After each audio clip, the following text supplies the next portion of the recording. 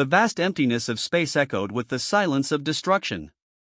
Captain Hyun Park stood motionless, his dark eyes reflecting the burning remnants of humanity's last planetary outpost. The Galactic Council's judgment had been swift and brutal. 3 months earlier, first contact had gone terribly wrong.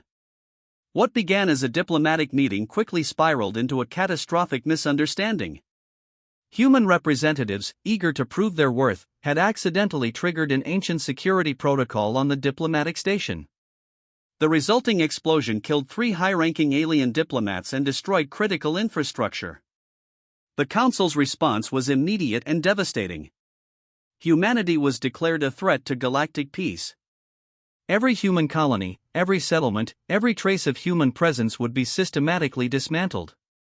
Ships descended from the sky like metallic vultures, methodically destroying human infrastructure with cold, calculated precision. Hyun watched as the colony he had called home for years transformed into a landscape of burning wreckage. Families were separated, with children screaming as they were forcibly relocated to different refugee camps.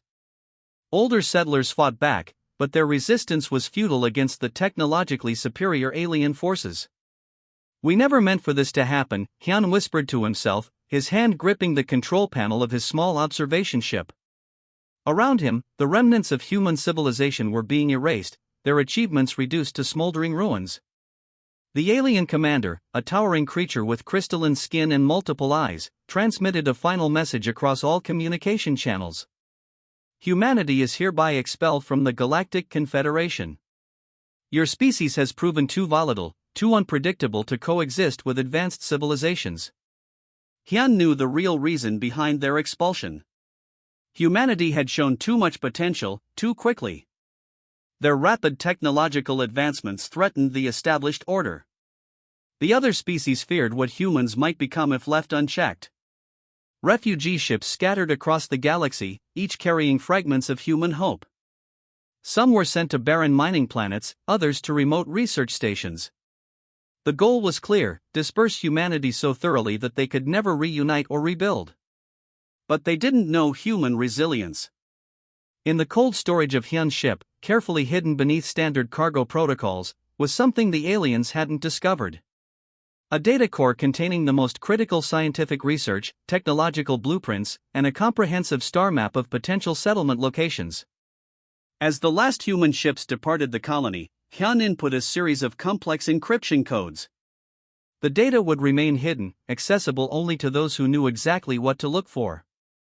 It was humanity's insurance policy, a seed of hope planted in the midst of total destruction. The alien ships moved with mechanical precision, destroying everything that resembled human civilization. Entire cities were reduced to molten slag. Research centers became nothing more than smoking craters.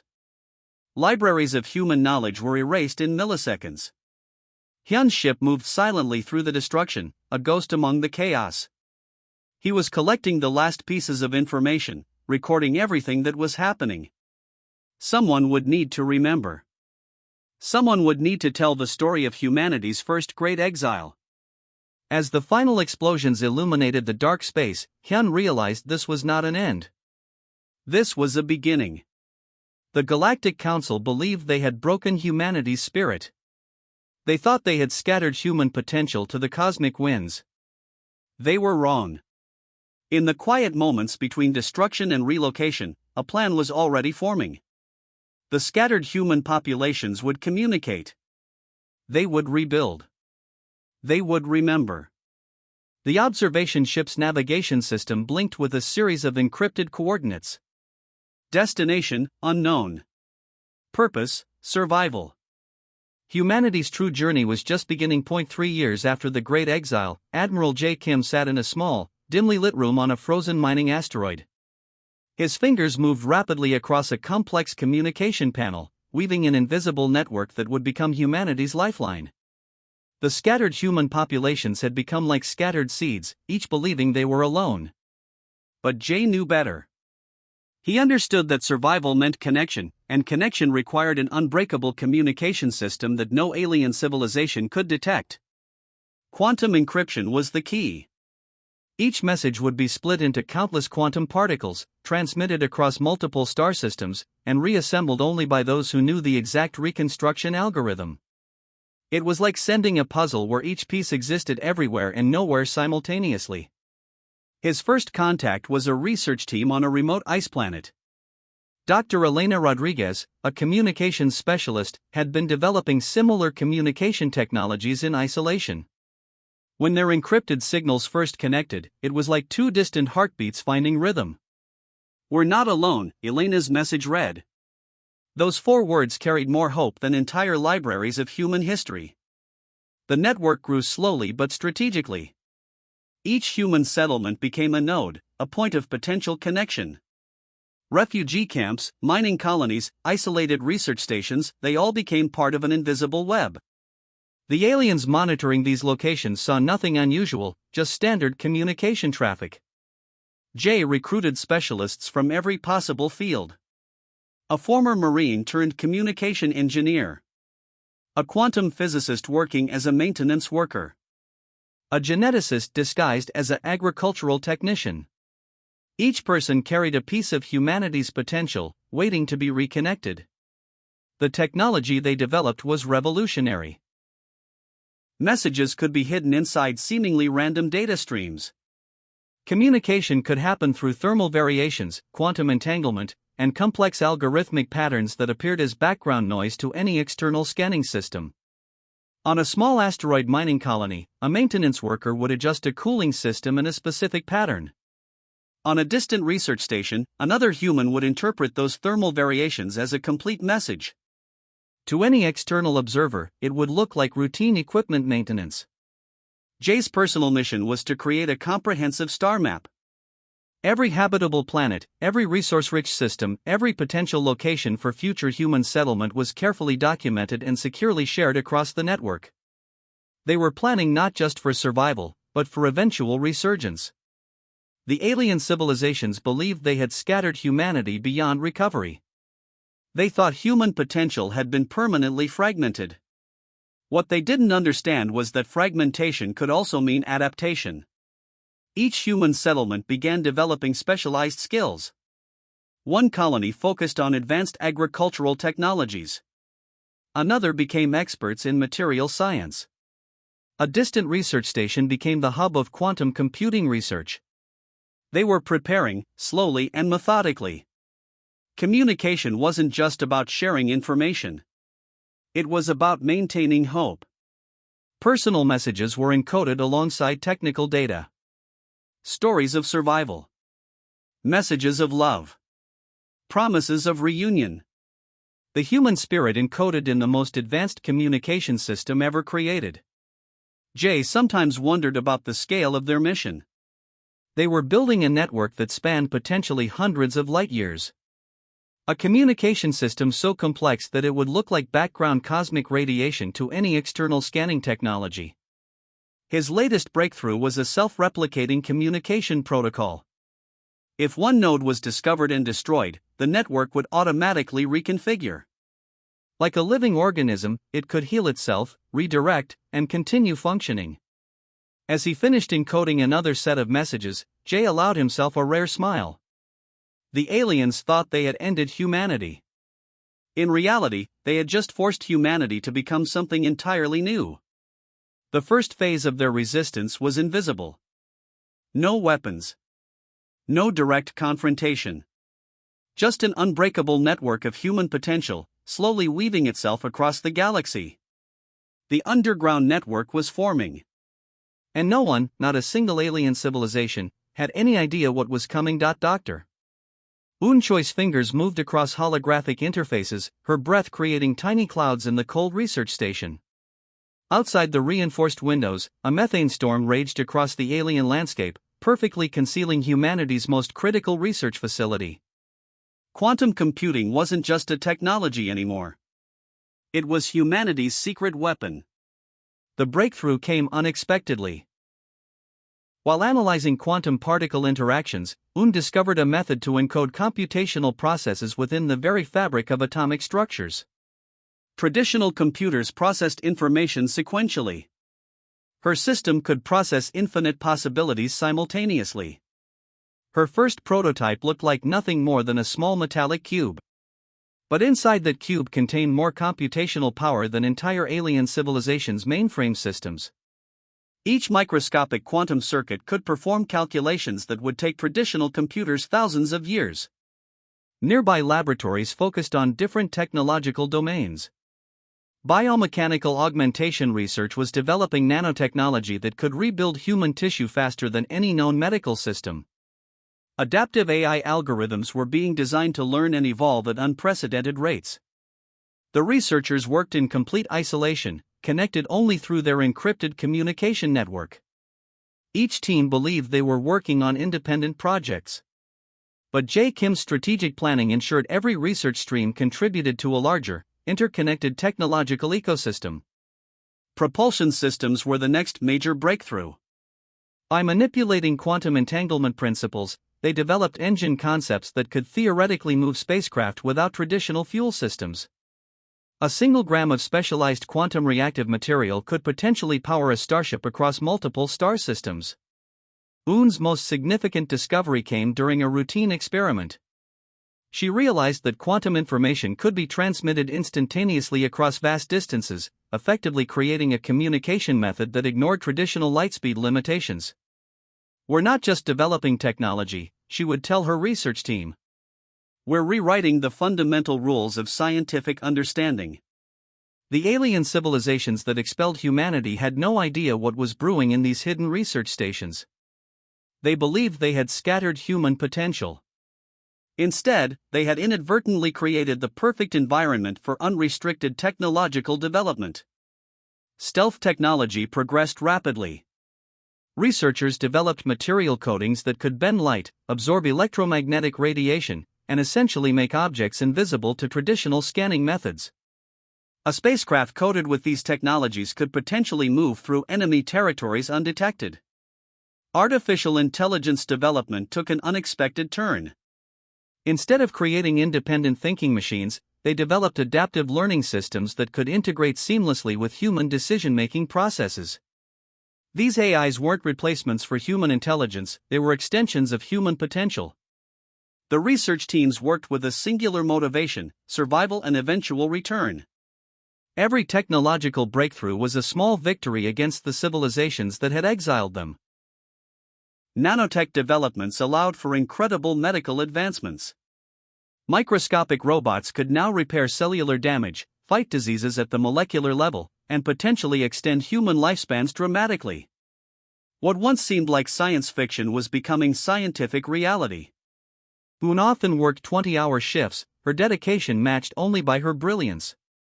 She understood that their research was more than just scientific exploration. It was humanity's insurance policy, a technological arsenal that would eventually allow them to reclaim their place in the galaxy. The methane storm outside continued, a perfect natural camouflage for humanity's most important technological revolution. Alien scanning systems would detect nothing more than standard geological activity. But beneath that storm, within reinforced research facilities scattered across remote planetary systems, humanity was reimagining the very limits of technological possibility. They weren't just surviving. They were preparing to become something entirely new. As quantum particles danced within her experimental systems, Dr. Un Choi allowed herself a rare smile. The technological revolution had begun. And no one saw it coming. In the quiet town of Millfield, Colonel James Harrison moved with purpose. The retired military officer had been called back to duty, but no one in town knew. It was a secret mission. Every morning, Harrison woke at 5 a.m. He put on his civilian clothes and drove to an abandoned warehouse outside town. There, 20 men and women waited for him. They were soldiers without uniforms. "Today we practice radio silence," Harrison told them. His voice was low but clear. Everyone nodded. They understood the importance of communication without speaking. The group spent weeks preparing for something big. They studied maps of a region few Americans could find on a globe. They learned to use new weapons that left no trace. They practiced moving through forests without making a sound. Sarah Chen was Harrison's second-in-command. She had served 3 tours overseas before joining this special team. "The target will never see us coming," she said during one briefing. The others nodded. They trusted her completely. At night, Harrison sent coded messages to military headquarters. Even his team didn't know what these messages contained. Security was tight. Information was shared only when necessary. The townspeople noticed small changes. Military trucks sometimes passed through at night. Strange packages arrived at Harrison's house. When asked, he simply mentioned consulting work and changed the subject. One day, a black helicopter landed in the field behind the warehouse. A man in a suit stepped out, carrying a metal briefcase. He met with Harrison for exactly 30 minutes, then left. That evening, Harrison called an emergency meeting. "We move in 3 days," he told the team. They had been waiting for these words. Equipment was packed in unmarked crates.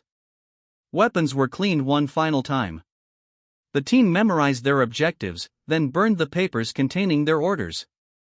Mrs. Wilson, who ran the local diner, noticed Harrison hadn't come in for his usual breakfast. Probably on vacation, she told other customers. She had no idea he was now in a military transport plane flying over foreign territory. The team parachuted into darkness.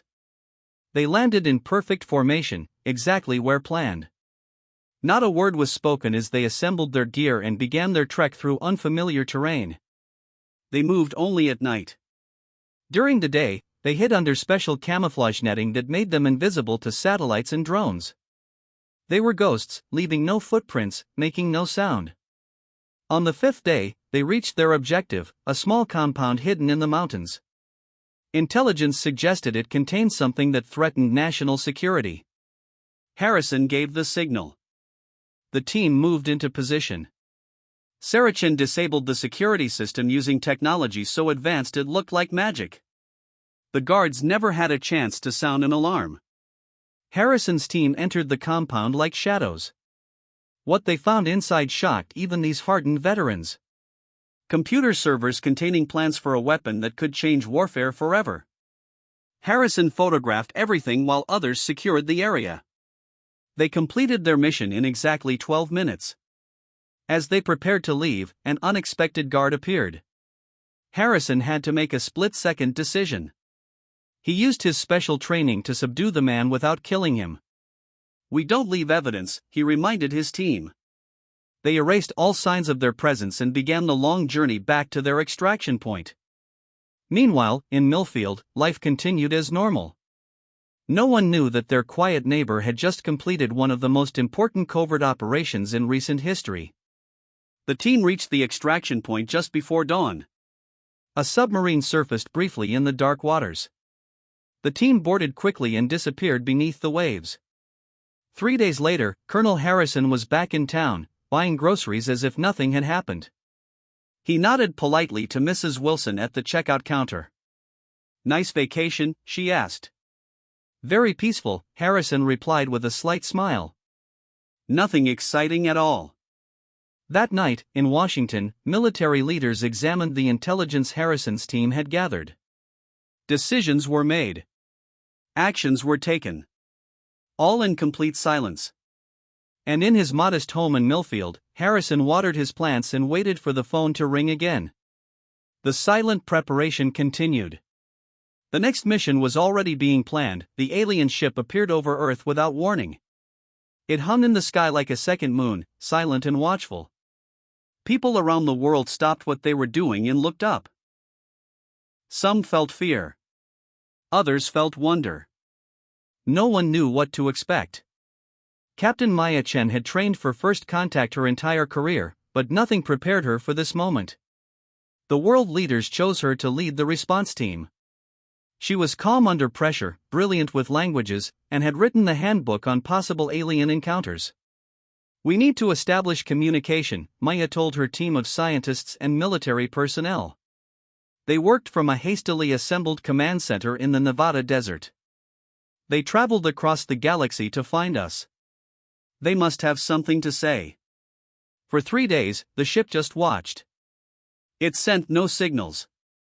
It made no moves. World governments argued about what to do. Some wanted to attack before the aliens could. Maya fought against this idea. "Let me try something," she said finally. She set up a simple mathematical sequence using radio waves, the universal language of science. Prime numbers that no natural process could create. A clear sign of intelligence. That night, the alien ship glowed blue. It responded with its own sequence, one that expanded on Maya's pattern. The scientists in the command center cheered. Communication had begun. Over the next week, Maya and her team developed a basic language with the visitors. They learned the aliens called themselves the Ardu. They had traveled for 300 years to reach Earth. And they came with an urgent warning. "They say a massive solar flare will hit Earth in 6 days," Maya explained to world leaders in an emergency meeting. "It will destroy our electrical systems and cause worldwide chaos. Millions could die." "How do they know this?" demanded the American president. "They've seen it happen before, on other worlds," Maya said. "That's why they're here. To help us." Some leaders didn't believe the warning. Others thought it might be a trick. But Maya believed the Ardu. Their scientific knowledge was far beyond Earth's. They had no reason to lie. "We have very little time," she told her team. "The Ardu have technology that can shield our essential systems, but we need to work together." Around the world, scientists and engineers worked with information provided by the aliens. They built special shields for power plants, hospitals, and water systems. Military forces helped move the equipment into place. It was the largest cooperative effort in human history. 3 days before the predicted disaster, another alien ship arrived. It was darker, with sharp edges that made it look dangerous. It positioned itself between Earth and the Ardu vessel. "They are the Vex," the Ardu explained to Maya. "They follow us to watch worlds burn. They feed on chaos and destruction." The Ardu revealed the full truth: the Vex had the power to prevent the solar flare entirely. But they refused. They believed that less advanced civilizations needed to face near-extinction events to become stronger. The Ardu disagreed and dedicated themselves to saving species the Vex targeted. Maya had an idea. She asked the Ardu to arrange a meeting with the Vex commander. Against all advice, she went alone to their ship. No human had ever seen a Vex before. Their captain was tall with crystalline skin that reflected light in beautiful patterns. Maya wasn't fooled by this beauty. She could sense the coldness behind it. "Your interference is unnecessary," the Vex told her. "If your species is worthy, some will survive." "We are worthy," Maya said firmly. "But I'm not here to beg for help." Instead, Maya showed the Vex something unexpected: Earth's art, music, and stories. Things created not for survival but for beauty and meaning. Things the clinical Vex had never valued. "If you let this flare hit us at full strength, you'll never know what we might create next," she said. "You'll never hear our next symphony or read our next great story." The Vex was silent for a long time. Finally, it spoke. "We will consider your argument." The next day, both alien ships moved into position between Earth and the Sun. When the massive solar flare erupted, they absorbed most of its energy. Earth still faced power outages and communication problems, but the apocalypse was avoided. Before the ships departed, the Ardu met with Maya one last time. "You did something no one has done before," they told her. "You changed the Vex mind. They wish to learn more about human creativity." Maya smiled. "Tell them they're welcome to visit again. Next time, maybe we can skip the near-disaster part." As the ships vanished into the stars, humanity looked to the sky with new understanding. They were not alone, and their place in the galaxy had just become much more interesting.